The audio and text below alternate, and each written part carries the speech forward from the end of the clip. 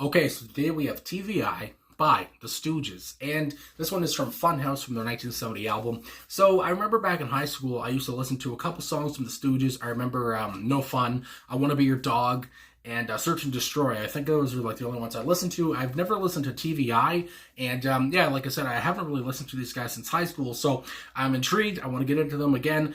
They have been requested a few times, so I said, why not come to them as well? I just did a punk song the other day, so let's do another one here. Basically, I guess you would call the Stooges kind of punk. Anyway, let's get into it, talk about it after. Let's go. Jesus.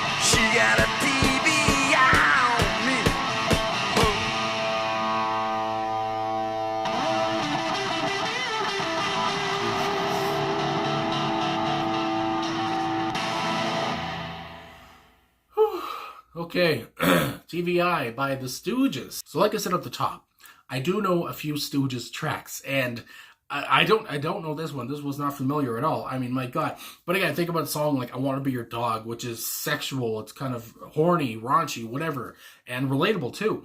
And here again, you got a little bit of horniness, I might say, going on. Some romantic stuff going on. A little bit of loving to be done going on here too. And it's so good. I just from the opening line, the opening scream, which is one of the best opening screams I've heard before, almost that blood-curdling scream of Iggy saying Lord, and it's just so guttural and so distorted in a way as well, and it's just so, and then when he would go on to say, see that cat, it's just, his voice is so heavy and powerful, and again, they were only in the early 20s here, the band was, I would say, and they're all just so good at their craft already, and I love how Iggy is almost in his own world, you think about in the studio here, he's doing these screams, these screeches, and making kind of little noises, I guess, at parts, and then you have like Ron Ashton on guitar here, doing like a solo at one point, and he's just, kind of driving the song, and then you have that nasty bass line here from Dave Alexander as well, kind of like a seesaw thing going on, and they're just driving the song while Iggy is just doing his own thing,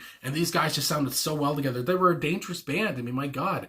And then you talk about as well Scott Ashton on the drums, which, with those pummeling drums, I would say. And I like how going into the fourth verse, where things kind of all calm down and stop, and then he just kind of starts off again with kind of a simple rhythm thing, and then they go right back into it, and so yeah, I like that part too, but just to point out what Scott did there too at that point, but yeah, they're just so dangerous and so relentless, whatever I'm thinking of, rebellious in a way as well.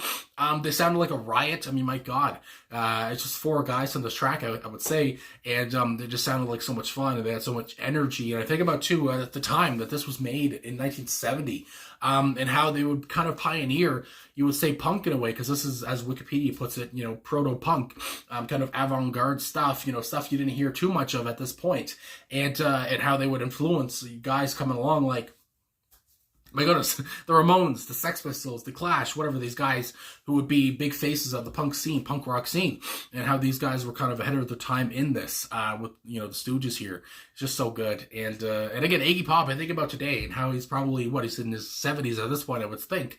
Hey Google, how old is Iggy Pop? 76 years old. He's 76. So, I mean, at this day, I believe he's still performing. He probably still takes the shirt off. I mean, he's the same Iggy Pop today as he was in 1970. And I just love that about him. And he's just kind of unapologetically himself. And as well, I have to mention, there's the guy behind me, Jim Morrison. And there was that rumor, I believe, where that it was like Iggy Pop was going to replace Jim after Jim died. And, in the Doors, but obviously it never happened. The Doors just stopped in 73, I want to say, or 72. And, but anyway, and there is kind of, comparisons there between Iggy and Jim Morrison, I would say, as a big Jim Morrison, fan.